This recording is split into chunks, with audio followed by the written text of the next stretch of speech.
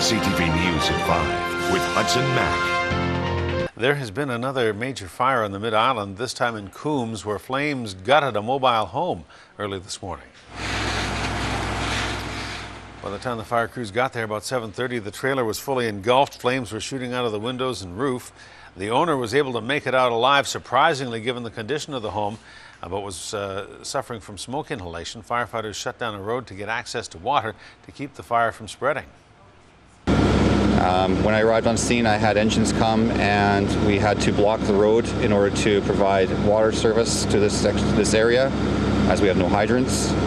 And we basically just knocked the flames down. We were more concerned at first with protecting the exposure, which is the trailer that's in behind the trailer that you see that's burned down. The flames were starting to melt the siding on that trailer, and there was smoke starting to show from the soffits. So we worked on that one first, and then took care of the fire that was already fully engulfed. The trailer next door did suffer some heat damage to the exterior. The cause of the fire is under investigation. Meantime, the cause has been confirmed in that tragic fire that killed 2 young boys on the Nanoose First Nation. It was ignited by a burning candle. The family had lit the candles after a windstorm knocked power out. Investigators say one of the burning candles fell over as the family was asleep and landed on a couch. Throughout the investigation, we knew that candles were being used as a primary light source, and at some point, accidentally, a candle fell on the couch and started the fire.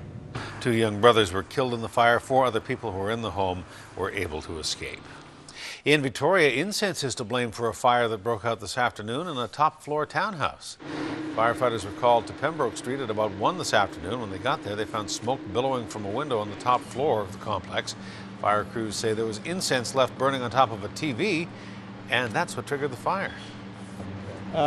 Apparently, a mom was out, the daughter was home, noticed the fire. She vacated with 2 pets. And actually, 1 pet was rescued by our department, and she vacated with the other pet. And as said before, the cause being incense burning on the television, I believe. Firefighters need to remind you, never leave anything burning, candles, incense, or otherwise, unattended.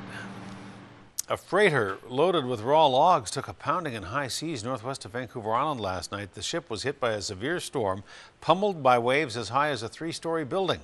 The load of logs shifted, some of them went overboard, and the ship was in danger of capsizing. But the weather got better and the situation improved today. The ship and its crew is no longer in danger. The U.S. Coast Guard will escort the freighter back to port in Washington State.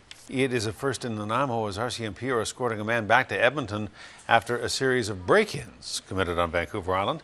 Police displayed a large amount of property today that say was stolen by Mitchell John Antonov.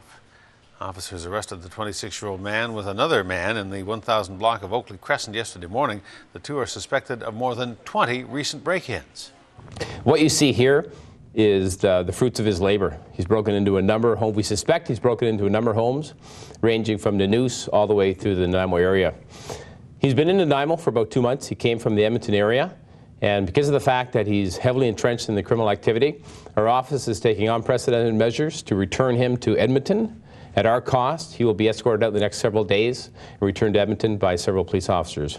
Once he arrives in Edmonton, he'll be returned over to the Edmonton Police Service. We'll take him into custody. There are presently 8 outstanding warrants for his arrest in that area, ranging from property theft to driving offenses. Police say they want to get Antonov off the island. If he ever comes back, he'll be charged in the break-in. So far, the other man arrested is not facing any charges. This Nanaimo First Nation is taking legal action against the city of Nanaimo, as well as the province and the company that owns the Harmac mill. The fight is over the rights to water. As far back as the 1940s, Harmac has been granted licenses by the province and the city to access large amounts of water from the Nanaimo River and from other sources. The First Nation says it is trampling on its treaty rights, and the mill is accessing water that is badly needed instead by people who live on the reserve. 330 megaliters a day is the amount of water that's tied up. And just to put that in perspective, the average use of water in the city of Nanaimo is 40 to 50 megaliters of water a day. So all of the city of Nanaimo, all of the different users use only a fraction of the amount of water that Harmac has had tied up for the last half century. This Nanaimo say that Harmac uses only about 40% of the water under the licenses, but despite that, the water remains controlled by the mill. The province currently receives more than $100,000 a year in exchange for those water licenses. Right now, the Nanaimo have to truck water into several of its residential reserves because people there don't have access to clean running water. For many years has been under the use of well water. It is not hooked up into to any water supply. So the people that live on this reserve for 100 years have been using well water up until the last 15 years or so, when the well water became contaminated. And so for many years now, this is the Nanaimo First Nation, we've been spending tens of thousands of dollars every quarter to truck water in on a regular basis, both to this reserve and to our reserves on the other side of the river here. The First Nation says it has tried to work in the past with Harmac, but says nothing has been resolved. The Muslim community in Greater Victoria has seen steady growth over the last decade, and today broke ground on a new building that will be big enough to house that demand. Both of these old buildings are going to come down as of Monday to make room for a new mosque. Hundreds gathered to discuss the new religious gathering place, accompanied by teaching facilities. Roughly 150 Muslim families raised more than $1 million to fund the project. It'll be in the 2200 block of Quadra, expected to take 10 months to complete. Well, the Eat Well and Get Moving campaign kicked off in the Capital Region today, led by a dancing carrot. Kids are going to get the chance to track their healthy progress. More than 3,000 kids from 140 schools have signed up to fight childhood obesity. The program is part of the Vancouver Island Health Authority's mission to curb bad habits before they start. And eating more vegetables is a great way to begin. Different vegetables can do different things to you. Broccoli helps your hair. Brussels sprouts, they help prevent cancer. And beets I have no idea about. We're going to curb the incidence of childhood obesity.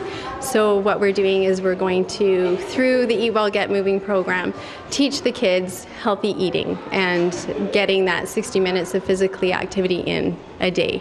The Eat Well program runs from February 1st to April 30th. Students are encouraged to use their crunch cards to track their daily food intake and their exercise output. And then prizes will be presented to the healthiest kids. Well, gamers up and down Vancouver Island are gearing up as one of the largest gaming events ever in Canada arrives in the Capital Region. The Broad Spectrum Gaming Convention, GotaCon 2012, kicked off today at the Perks Arena in Saanich. The event features a venue for gamers to compete. Participants can take part in video games, role-playing games, or good old-fashioned board games.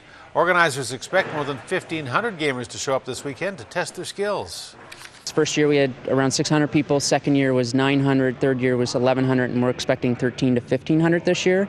And pre-sales are higher than expected, so we're scrambling, growing pains, doing what we can to survive. But yeah, it's been what I would call successful. This is the fourth year GotaCon has been held in Victoria. The event ends Sunday at night at 7 o'clock.